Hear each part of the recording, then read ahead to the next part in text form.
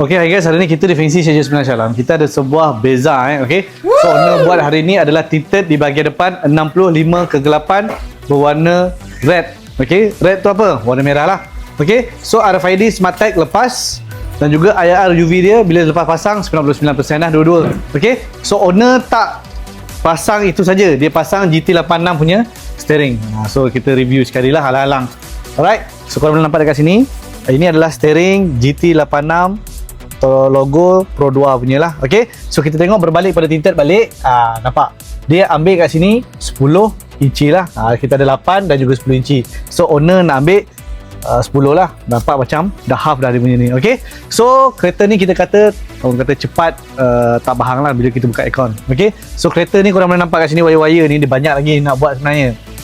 Okay, so ini sepintas lalu lah. Alright, so korang yang tak tahu nak pasang dia steering ke ataupun tinted ataupun apa saja aksesori, boleh hadir di Fancy Share Sebenar Shalom. Kita akan bagi harga special dan juga warm machine yang terbaik. Tapi korang jangan lupa follow, like, share untuk konten yang seterusnya. Okay, ngam, see you, ciao.